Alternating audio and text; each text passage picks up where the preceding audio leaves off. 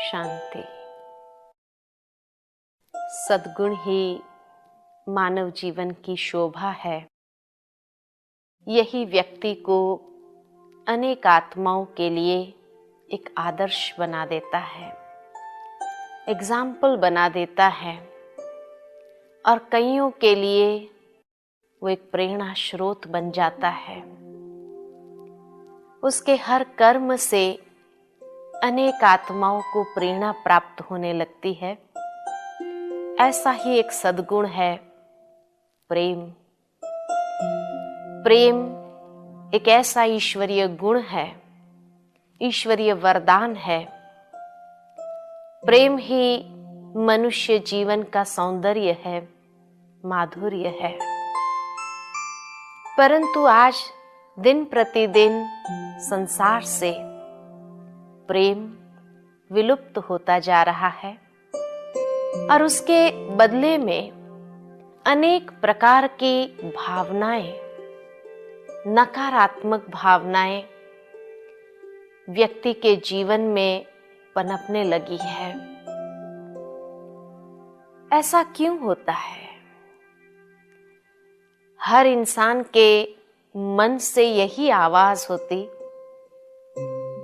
कि इस दुनिया के अंदर सच्चा निस्वार्थ प्यार कहाँ है, और जो प्यार प्रदर्शित हो रहा है वो प्यार भी एक विकृति के रूप को धारण करता जा रहा है।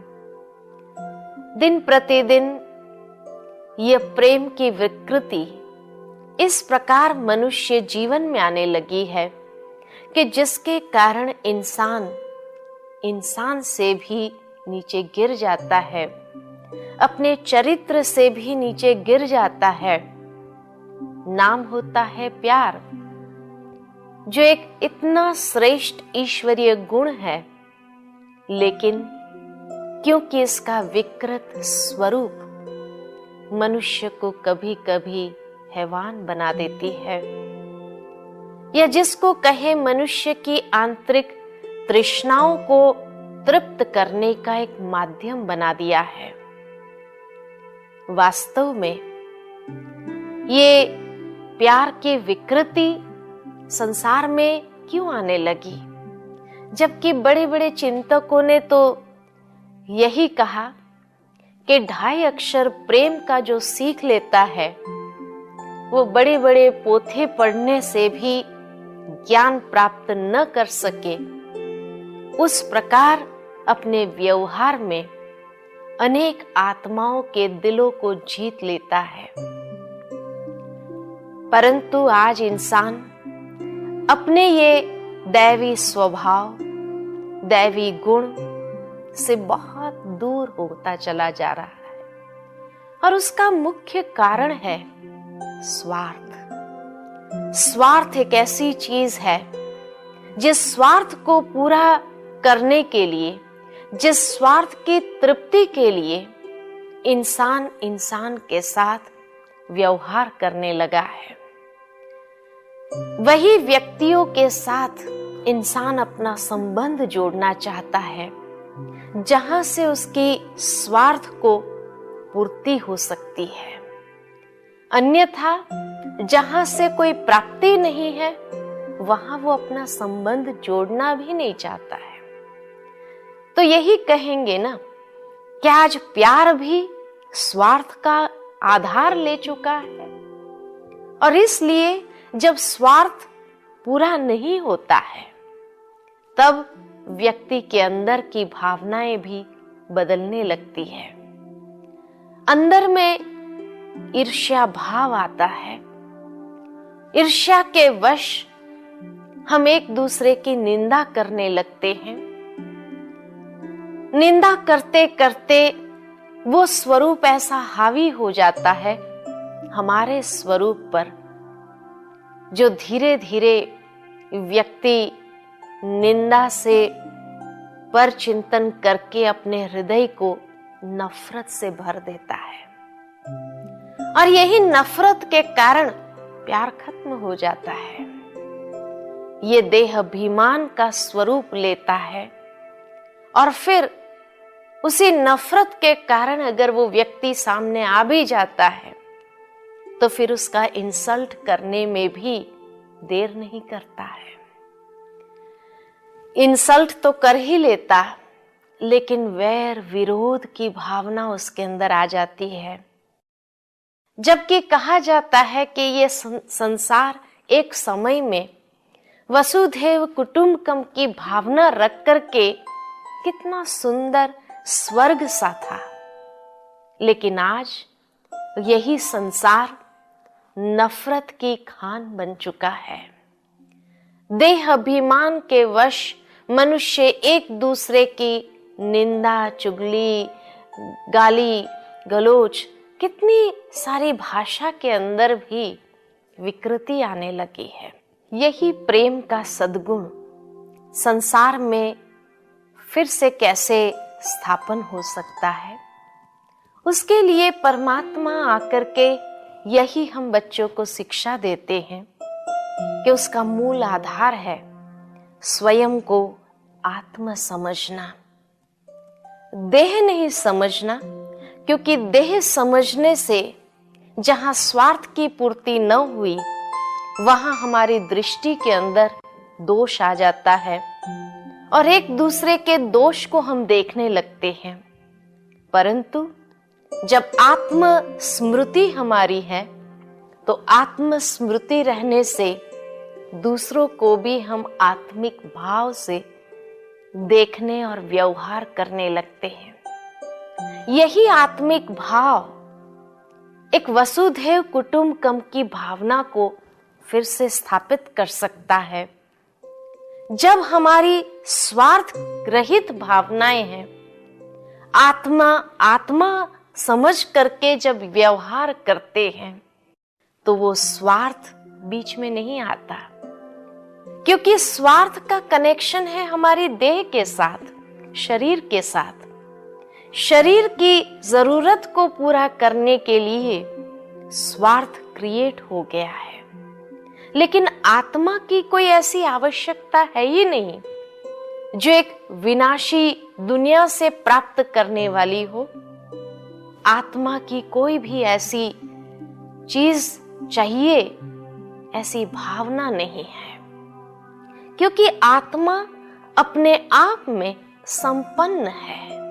और इसलिए जब हर एक को उसी स्वरूप से हम देखते हैं तो हमारी भावनाएं हद से निकलकर बेहद की ओर फैलने लगती है और सारा संसार मेरा अपना है।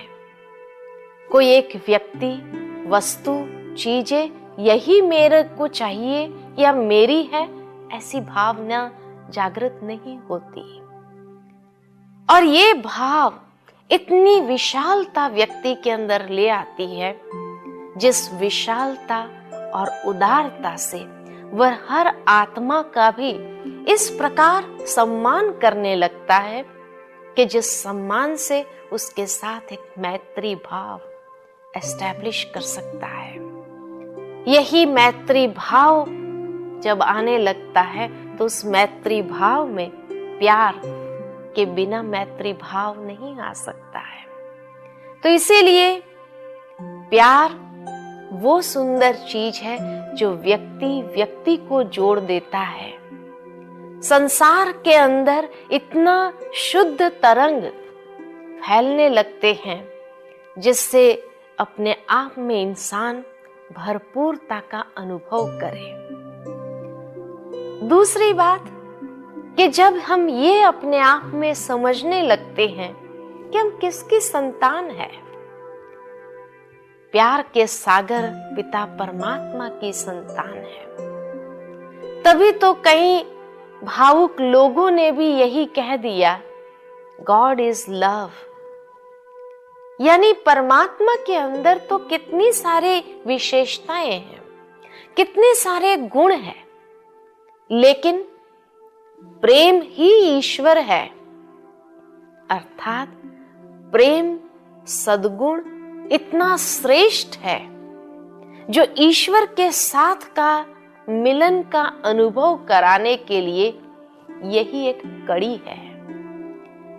तभी तो कई भक्तों ने भी यही कहा कि भगवान प्यार का भूखा है।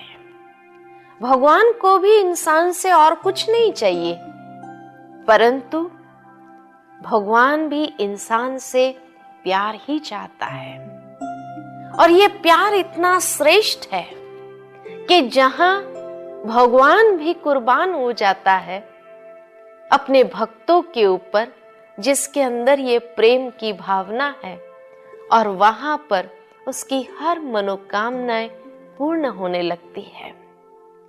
भगवान का भी भक्तों के साथ इस प्रकार का एक संबंध बन जाता है कि जिस संबंध को निभाने के लिए परमात्मा की वफादारी कई भक्तों के जीवन से देखने को प्राप्त होती है।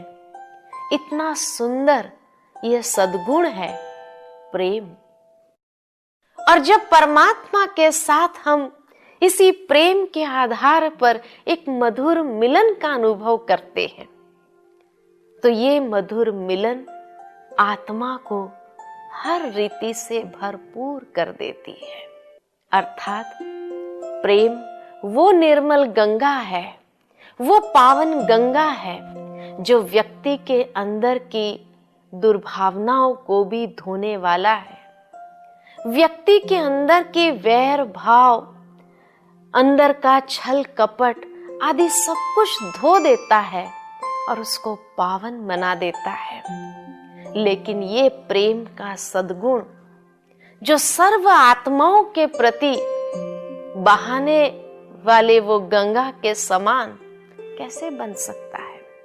उसके लिए व्यक्ति के हृदय के अंदर क्षमा करने की भावना होनी चाहिए कि किसी ने पहले कोई भी प्रकार का कैसा भी व्यवहार किया हो, वो व्यवहार जब तक हमारे मन चित्त स्मृति के अंदर रहता है तब तक हम प्रेम की गंगा नहीं बन सकते हैं और अनेक आत्माओं के साथ ऐसा निश्चल निर्दोष व्यवहार नहीं कर पाते हैं।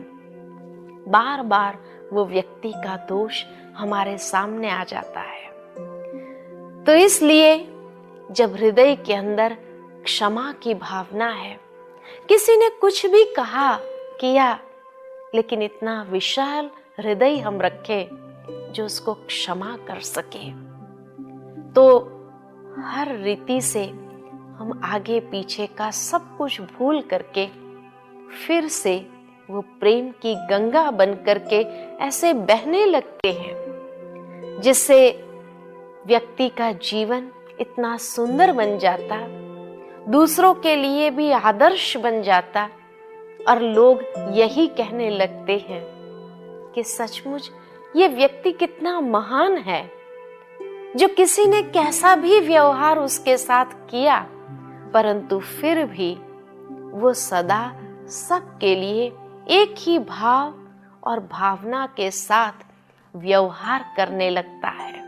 प्रेम इतना सुंदर सद्गुण, पवित्र निर्मल गंगा की तरह, लेकिन आज संबंधों में भी इंसान के अंदर एक पॉजिटिवनेस आ गई है और यही पॉजिटिवनेस को दूसरे शब्द में अटैचमेंट या मोह कहा जाता है कि जहां व्यक्ति से दूर भी नहीं रहना चाहता है, इतनी पॉजिटिवनेस, इतना मोह युक्त संबंध हो गया है। इस कारण से ये प्रेम की गंगा के अंदर एक प्रदूषण आ गया है, जिस कारण जिस प्रेम की महिमा हम गाते हैं भक्ति में भी, कि जहां कृष्ण और गोपियों का प्यार था, जहां उस प्रेम के अंदर इतना सुख और आनंद की अनुभूति थी जो आध्यात्मिक जीवन या